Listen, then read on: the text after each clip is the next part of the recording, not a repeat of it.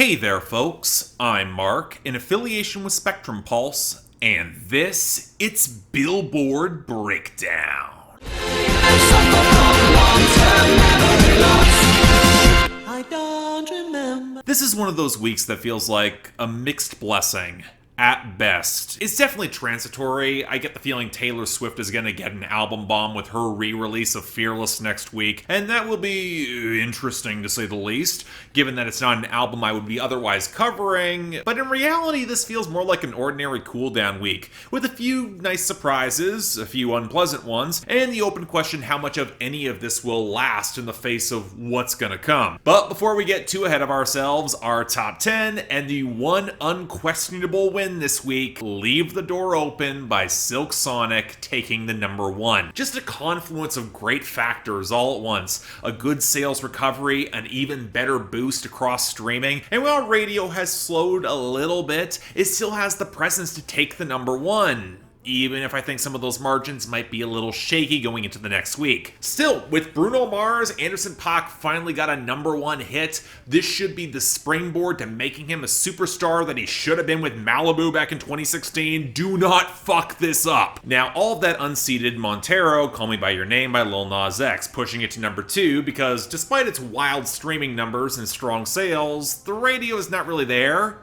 Yet. Now this puts Peaches by Justin Bieber featuring Daniel Caesar and Giveon in a funny place at number 3. I'd argue this is a margin conversation because it's actually beating Silk Sonic in streaming, but it isn't in sales and hasn't had nearly the same radio momentum as of yet, which means while I think this is real competition, its run back to the top might be stymied for a little bit. And that's not good for Up by Cardi B. Stuck at number 4 with it slipping in all categories, it's not showing the momentum that she really needs going into that next album, and that could really be a problem. Then we got Driver's License by Olivia Rodrigo at number 5, pretty much fading slowly on the top on the radio, which is just enough of a margin to keep it above Save Your Tears by The Weeknd at number 6, which might be having a good radio run itself, but lags there and in sales just enough so that its streaming margin doesn't win out. Then there's Levitating by Dua Lipa featuring DaBaby at number 7, which actually had a good sales and streaming week, but is falling back on the radio, which takes us to a new debut in the top 10, and proof that she might have some legit pop staying power, Deja Vu by Olivia Rodrigo at number 8. Now this got here on good sales, better streaming, and even a little bit of a radio push, so while I'll talk about the song much more later on, it'll be interesting to watch just how much traction it might pick up. Now that leaves us with Blinding Lights by The Weeknd down at number 9, again on its way out naturally, and the song that I was dreading would get this high, but I called it months ago, Astronaut in the Ocean by Masked Wolf at number 10. The one saving grace with this is that the radio is slightly lagging because the guy's not a household name in America, but the streaming and especially the sales are strong and on the upswing. So with a bunch of songs that are slowly fading above it, we could be stuck with this song for a while.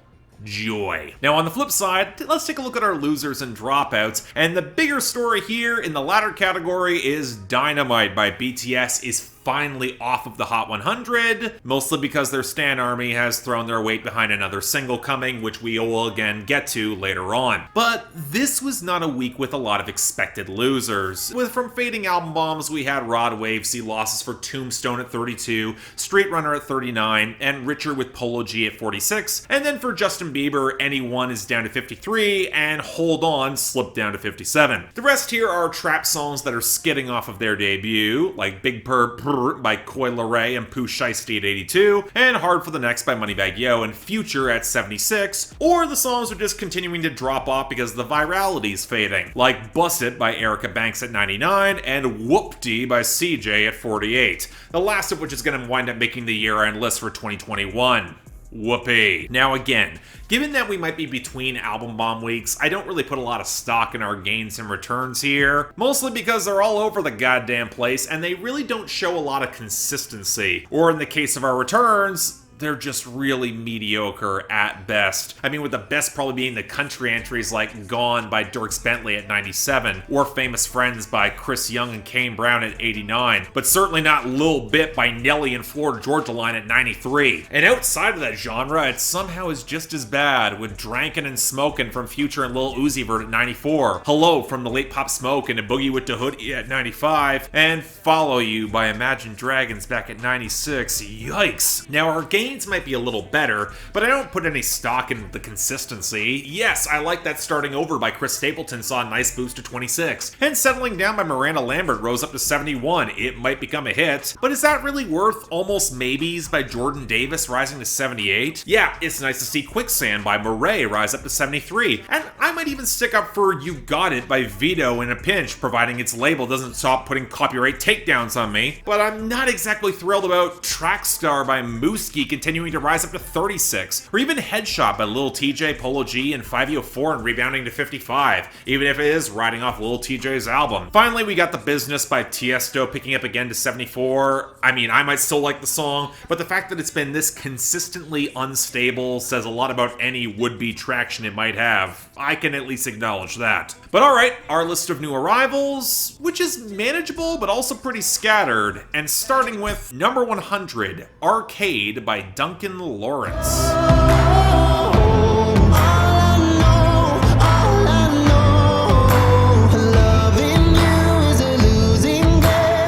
Well, took it long enough. Now, for those of you who don't know, this is a song that's been squatting just below the Hot 100 for a decent bit now, while seeing a lot of success worldwide, which is because this guy won Eurovision with this song in the Netherlands in 2019. Yeah, this is another late arrival to the Hot 100, and after listening to it, I absolutely get why, because it's not much of a song. I could remark upon the bare bones composition that sounds like it was from the indie car commercial Backwash of around 2016, with a lot of the dour pianos, the hand clap, and the darker millennial whoops on the hook, or how I find Duncan Lawrence's delivery just completely unremarkable in its texture and tone. But let's focus on the lyrics a little bit here. He frames the titular Arcade as the love that's gone wrong that he's addicted to playing anyway, and fine enough metaphor, but I've got two issues. Number one, what arcade takes pennies in the modern era? And two, I kept thinking back to Father John Misty's Holy Shit from 2015, where he's got the line, maybe love is just an economy of mutual scarcity, which takes a similar sentiment and even some of the millennial whoops on the hook and plays them a little darker,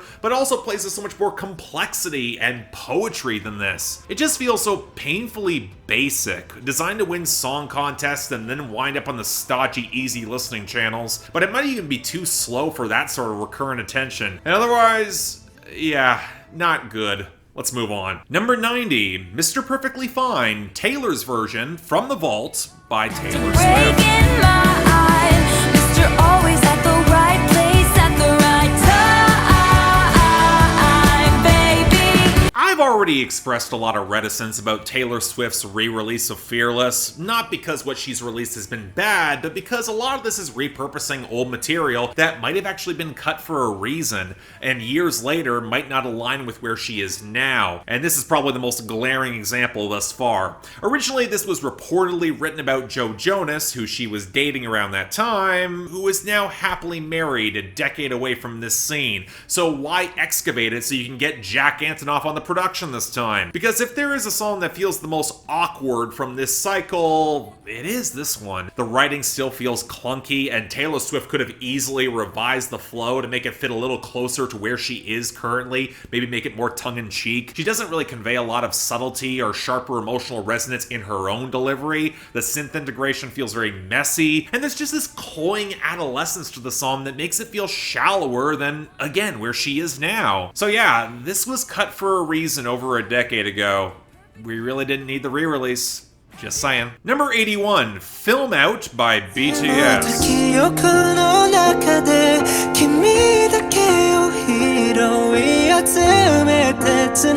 get that. Yeah, the reason why the BTS Army let Dynamite fall off the Hot 100 was to throw support behind this song, which is currently topping the sales charts and has little else. And I wouldn't really expect much to materialize, because this is a song for a film soundtrack in Japan, and wow, you can really tell, as BTS really tuned down their vibrant or unique personality so they can play the wistful, lovelorn ballad with strings and twinkling piano, burying the guitar, but bringing some slight touches of modern trap percussion so it at least sounds mildly contemporary. Now, to be fair, in comparison with a lot of BTS songs, the production feels a bit more consistent, but that's because they were working with the Japanese rock band Back Number, which seems to have given them a little bit more polish, but even with that, just not interesting. I'm not sure they might have been allowed to do more with this, but I know BTS can do better. This is underwhelming. Let's move on. Number 67, For the Gang by 42 Dugg and Roddy Ricch. Me and 42 pulling up twin billions.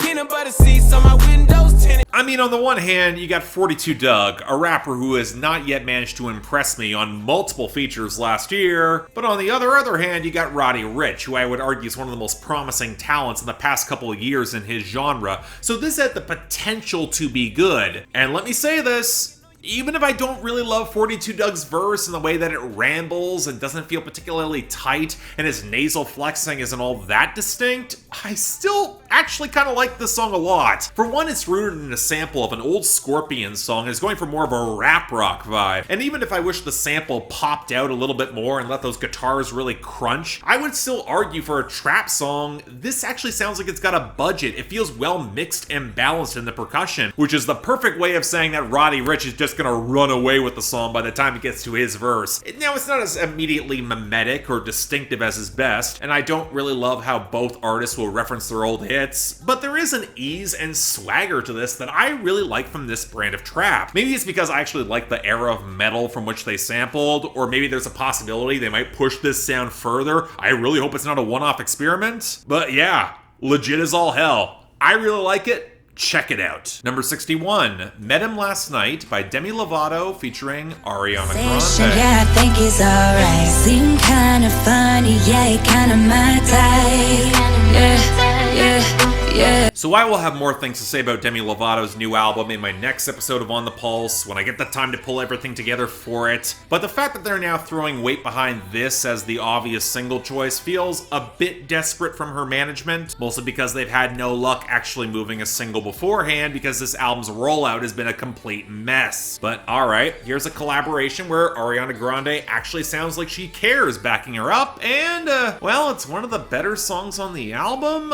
Okay, let's start with what works. I like the cool synths playing off the strings. It's a neat intersection of where both artists are sonically in their production, and for the most part, I actually think they've got some pretty good interplay and chemistry, and I mostly like the content as well. It plays into the seductive side with the devilish figure who could very well be a stand-in for addiction or other vices, but it does lead to a few issues. First off, it doesn't really go deeper than that, and you would think by getting such a big name for your feature, you would incorporate the interplay lyrically as well beyond the delivery. Add a little more to the story, make it more interesting. But if anything, it's kind of a song that highlights just how much Ariana Grande has grown in her musical output as a performer than Demi Lovato has. Because despite being one of the better tracks for vocal production, it's a song that's caught between a slow burn and an explosion, with the production and the melody really sticking with the former, especially for that final hook, but then the second Demi starts belting on the final bars, it's trying to be the latter. In this case, it just doesn't really play into her strengths, which leaves me more lukewarm on a song that I should like more. And you know, while we're in that territory, number 56, Dancing with the Devil by Demi Lovato.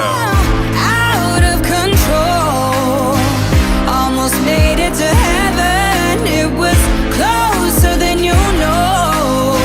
You know, I might as well say it now. This is one of the most frustrating moments of the new album, and it's pretty emblematic of a lot of my problems with it. Because yes, Demi Lovato has a huge voice, and playing into the same addiction metaphor, that's fine. And she includes enough detail to highlight just how bleak it was for her to fall off the wagon, and the mix really helps ramp up that bombast. And maybe you could make the argument that the rougher edges in the vocal mixing, especially on the hook, they emphasize the rawness of it all. But I have to say it, there's a fine line between being intentionally raw and ragged and mixing that just does not flatter Demi Lovato's strengths, given that she's going to oversing on everything, and the mixed balance and placement of her voice is never going to emphasize that power with any sort of consistent dynamics. It's not like the sort of bluesy timbre is unfamiliar in pop. This is playing in very similar territory as Adele in some spots, or especially Amy Winehouse. But there was a darker smolder and implication to Amy Winehouse's material that could feel way more sinister and dangerous than this does, which picks up a little bit too much pop polish in the arrangement, but not enough to accentuate Demi Lovato effectively. Because you know what, if we're gonna go down to the raw or edgy side of things, well, Demi Lovato is trained well enough to hit those notes with a lot of volume, but she doesn't sell them with the intensity in the same way that, I don't know, Kesha or Pink or later years Beyonce could. And she doesn't bring that rock edge that I know she has, and I've been begging for her to utilize for years now, especially in the production, which is still not as layered or textured or raw as it could be. I don't know. The song is called Dancing with the Devil, and you don't bring all that heaviness to bear. Again, I want to like this more than I do, but it's potential that's being misdirected. I'm not asking for her to make a Lingua Ignota song, but this is but it should be better than what it is. Number 50, Run It Up by Lil Tjay featuring Offset and Moneybagg. Run it up, run it up, run it up, run it up, run it up, run it up. I just stack up that money, I run it up. Give a fuck about who love me, I run it up. What the fuck they gonna tell me my money? I run it up, run it up, run it up, run it up. Okay, full disclosure, I don't know how to gauge Lil Tjay anymore. There wasn't an album bomb with the new album, but his singles have some traction, which leaves me thinking the feeling that he should be a bigger charting presence than he is. Maybe it's a label question. And honestly, once again, he's the best part of this song, because not just that he's more melodic against the darker pianos and the clunkier trap beat, but also because he's competently mixed and he seems to care, and he's at least trying to add a fragmented dimension to his flexing, neither of which I can really give to his guest. Offset sounds like he recorded his verse on his phone and really phoned it in, and Moneybagg, yo... Okay, look, whenever this guy hops off the beat for no reason, he just sounds really clumsy, and he's not an interesting enough rapper to pull it off all that well. Beyond that, a triplet hook is catchy, but it's not at all interesting beyond that, especially when you get to any wordplay that's here. Just kind of forgettable overall, which again, not really a good sign. And finally, number 8, Deja Vu by Olivia Rodrigo. Do you get deja vu? Do you get deja vu? So we actually got an announcement today about Olivia Rodrigo's upcoming debut album, and I'll probably wind up covering it, especially given how much traction her singles have seen thus far. But this is round 2, the follow-up to Driver's License, and what many would argue is make or break for longer-term sustainability. Establish a bit more unique personality, what makes her. And I feel like we might have gotten half of that here. For one, the Taylor Swift influence is just flagrant at this point, especially down to the bridge with the stark parallels to Cruel Summer, which should have been a hit, but also feeling way more jagged. And there's a part of me that wants to highlight that going for the breakup narrative for a second single feels a little bit dicey, even if this time it's less introspective and more focused on everything that the guy is repeating with the new girl this time. Now, I would say that it means it doesn't quite have that same personal touch, but then we get these distinctly odd, idiosyncratic reference points to Billy Joel's Uptown Girl, an old Glee episode, and the other actress this guy is now dating, so you're playing the controversy again. And Olivia Rodrigo's personality does shine through a bit more. That being said, if I were to highlight where the song might be weaker, it's probably in the production. The chime-like pieces over the verse and the first hook, they were pretty, but then we get these squonky processed guitars off the blocky drums that don't really blend all that well. And while she wants to make this a lot more anthemic with the backing vocals, it reminds me of a very specific timbre of indie pop rock of the mid-2010s that's done this sound more effectively for years now. So yeah, for me, step back away from Driver's License, but I don't know, I don't think it's bad. Just doesn't quite have the same swell or unique punch. That's all. But yeah, that was our week. Honestly, it's another one that doesn't give me much honorable mention material either way. Most stuff fell towards the middle, but the best and the worst, they were pretty obvious, with the latter going to Arcade by Duncan Laurence, and the former to, yeah, For the Gang by 42 Dugg and Roddy Ricch. Yeah, I'm surprised about that one too. Next week, we're probably going to be facing a lot of Taylor Swift coming, so stay tuned for that. But until then, I'm Mark. You're watching Billboard Breakdown, affiliated with Spectrum Pulse.